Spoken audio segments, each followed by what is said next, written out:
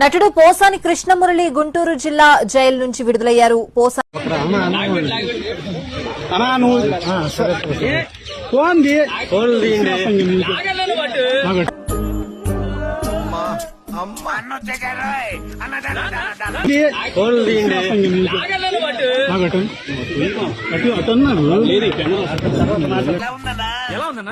కొత్త cinema talk అడిగినట్టు ఎంత ఉత్సాహంగా అడుగుతున్నారా?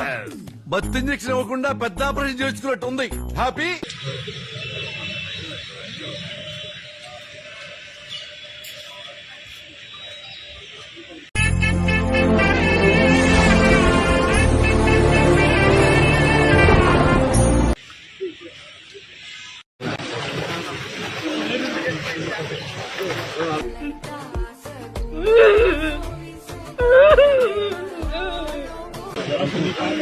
బాబు కొద్దిగా బయట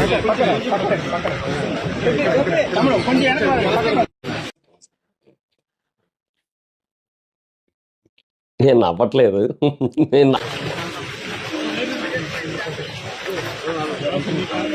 బాబు కొద్దిగా బయట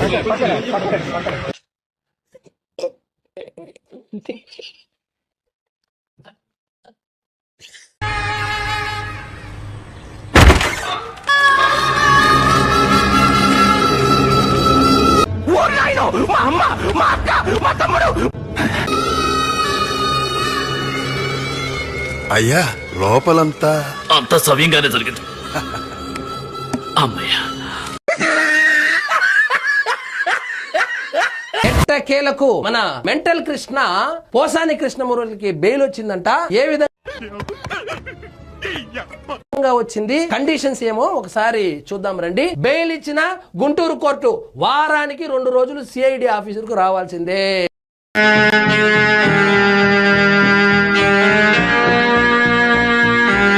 నీకు బెయిల్ ఇచ్చినారు కదా అని, మళ్ళా పాస్పోర్ట్ ఉంది కదా అని వీసాకి అప్లై చేసి బయట దేశానికి పారిపోకూడదు మెంటల్ కృష్ణ.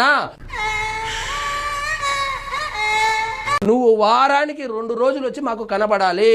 నిన్ను నమ్మేకి కాదు, నువ్వు పనిచేసినటువంటి పార్టీ అలాంటిది. ఏం మాట్లాడుతున్నావురా? నరాలు కట్ అయిపోయింది. మీ బ్యాక్గ్రౌండ్ అలాంటిది. మీరు ఫాల్తు పార్టీ నుంచి వచ్చిన నాయకులు కాబట్టి ఖచ్చితంగా మీ మీద ఒక కన్ను అయితే వేసి ఉంచాలి. అవును ప్రభు, నాలాగే మీకు ఒళ్ళు కాలిపోతుంది. ఏమిటి నీకు జ్వరమా? మరే ఎప్పుడైనా నేను ఉన్నవే మాట్లాడతా. ఆ రోజు కూడా పవన్ కళ్యాణ్ తిట్టన్నాడే పవన్ కళ్యాణ్ని. నేను పవన్ కళ్యాణ్ తిట్లా. అటు చూడు బే. ఎలక్షన్లో ఓడిపోయిన కానుంచి ఒక సైకోలో తయారయ్యి ఎవరమన్నా వాళ్ళకి ఫ్యాన్స్ ద్వారా టార్గెట్.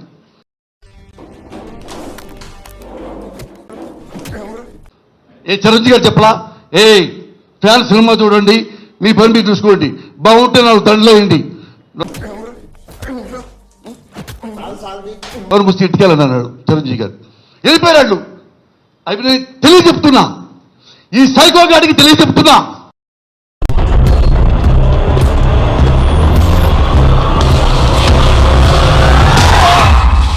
పవన్ కళ్యాణ్ సైకో వెతమకి చెప్తున్నా. ఏంటి అలా మాట్లాడు? ఒరే సైకో వెతవా, నీకు ఒక ఆడపిల్ల ఉంది, ఆ పిల్ల పెద్దదవుతుంది.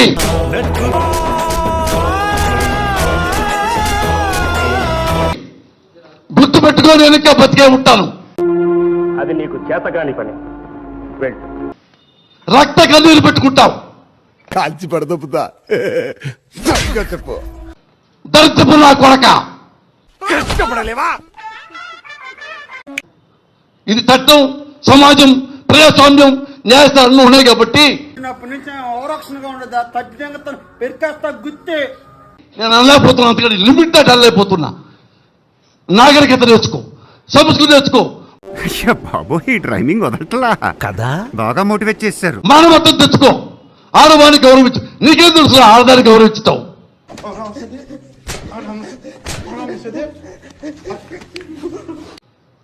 నువ్వు పొల్లకి చీర కట్టినా చీర చూస్తావు అమ్మాయి ఎవరని.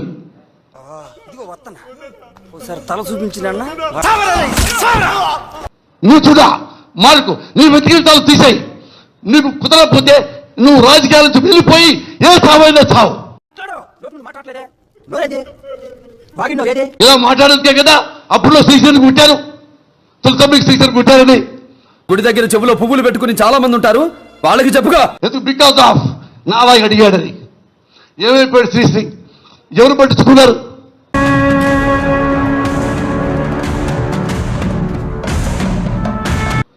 నేను పట్టించుకుంటున్నాను సార్, నేను పట్టించుకుంటా, నేను ఒంటరి పోరాటం చేస్తా. ఏ రోజు అగ్నిగా ఆత్మాడిగా అసహ్యంగా మాట్లాడాల. ఇది అసహ్యం కాదు సార్, ఇది బాధ. శ్రీశ్రీ రాశారు బుక్కులో, దొంగ లంచ కొడుకులు అసలే మసలే ఈ లోకంలో అని. అంటే శ్రీశ్రీకి వాడు త్వరకు బుక్కులు రాశాడా? ఆ డబ్బుని ఇంకోసారి నా కళ్ళ ముందు కనబడడం అంటే తత్కాల టికెట్ బుక్ చేయించేస్తాను నీ తట్టలే. అసలే ఇలాంటి పవన్ కళ్యాణ్ లాంటి దొంగ లంచ కొడుకులు అసలే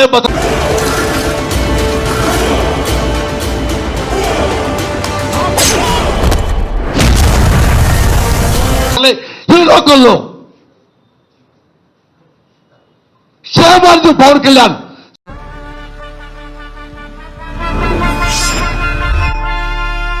సిక్కులేని నా కొరక, నెవర్. నువ్వు రేపే నీ సార్తో చెప్పించినా సరే ఒక్కటే మొహం. నా డెడ్ బాడీ వాళ్ళు చూడుతుంటా నా కొడక నువ్వు తిట్టానికి.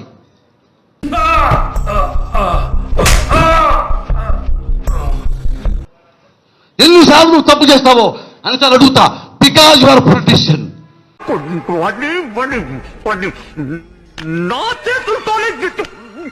నువ్వు పార్టీ పెట్టావు, పార్టీ అదనెత్తవి కొంచెం చేసే హక్కు నాకు కుద్దురా. నిన్ను కొట్టినా కుక్కను కొట్టినా ఒకటే. ఎందురా పెట్టావు పార్టీ సిగ్గు లేకుండా? భూమి వ్యవసాయాలు వేసుకో, అమ్మాయినప్పుడు తిరుగు. మీరు మారరా? మీ ఫ్రెండ్స్ కి అక్కలు చెల్లెలు ఉండరా? ఏమైనా ఉంటే మీరు రియలైజ్ చేయండి. ఒక్కటి ఇచ్చానంటే ఎప్పుడు ఏం మాట్లాడాలో తెలియదు. వీపీ చంపిస్తావు. రెడీ? మదర్ ప్రామిస్ లైఫ్ తల్లికి పారిపోడురా. నెక్స్ట్ చేసేది నిన్నే. నీలాగనే పిరికివాడి కాదురా సన్నాసి. నువ్వు పవన్ కళ్యాణ్ అంటే ఏందో నాకు తెలుసు. విత్ ఇంట్రెస్ట్ రాసుకుంటాడు. చెప్తా, రాసుకొని చెప్తా, చెప్తా. పిరికివాడివిరా.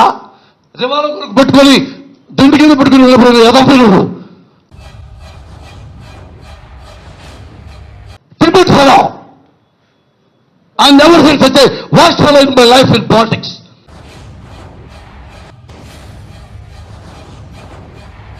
వేదిక వాడికి కంగులు చేపిస్తాం. కనీసం నరకాసుడికో హిరణ్యకశిపుడికో కంసుడికో ఒక కంగులు చూడదు.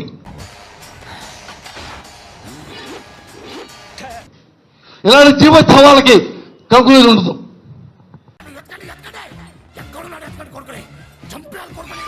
శాసనసభ సమావేశాలు, బడ్జెట్ సమావేశాలు జరిగిన తర్వాత శాసనసభ్యులు, శాసన మండలి సభ్యులు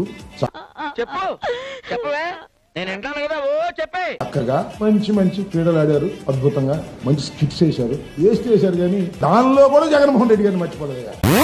ఏది నోటుకొస్తే అది మాట్లాడక మంచి మంచి నాటకాలు ఆడారు, మంచి స్కిట్స్ వేశారు. వేస్ట్ చేశారు కానీ దానిలో కూడా జగన్మోహన్ రెడ్డి గారిని మర్చిపోలేదు. వాళ్ళు దుంపదేగా బాగా ఆనందం పొందారు. మంచి చాలా సంతోషం. చంద్రబాబు నాయుడు వికేఖే నవ్వుతున్నాడు, అట్లాగే మన పవన్ కళ్యాణ్ కూడా నవ్వుతున్నాడు. ఆ పదకొండ అంటే నవ్వుతున్నాడు. మంచి నాటకాలు వేశారు. నేను చూసి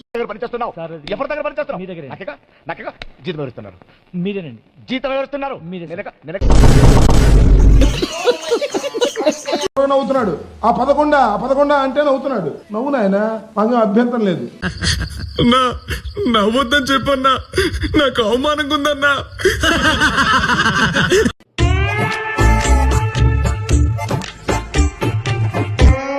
మర్డర్ చేయలేదు, దొంగతనం చేయలేదు, దోపిడీ చేయలేదు.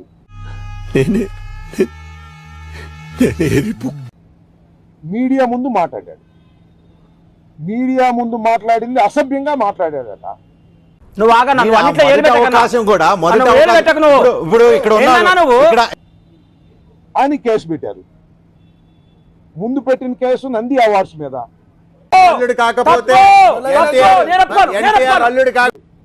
మొత్తం టోటల్ గా నాకున్న సమాచారం మేరకు 18 కేసులు పెట్టారు.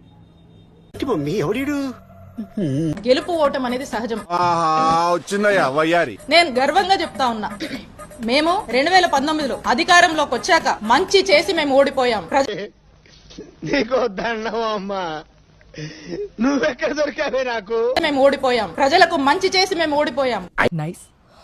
ఈ టెమటెమలే వద్దనేది. ఆర్కే రోజా చెన్నైకి పోయేటువంటి దారిలో వడవాలపేట దాటిన తర్వాత వచ్చేటువంటి టోల్ గేట్ దగ్గర ఇంకో కొద్దిగా ముందుకు పోతే ఏం కావాలి?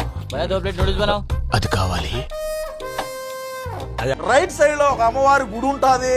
ఇంకొద్దిగా ముందుకు పోతే ఆ రైట్ సైడ్ లోనే ఆర్కే రోజా రైతుల దగ్గర ఎంతకు కొనింది.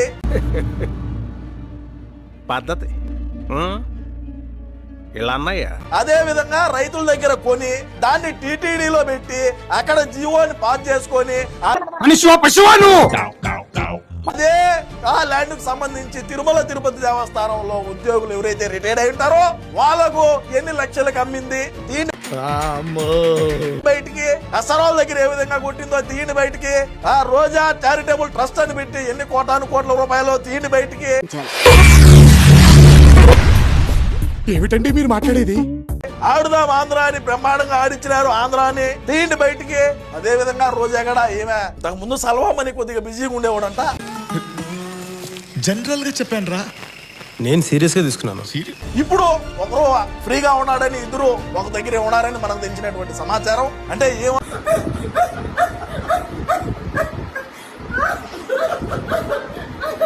పర్యాటక శాఖ మంత్రిగా ఉండింది మా నాన్న అధికారంలో ఉన్నప్పుడు. బాగైందా?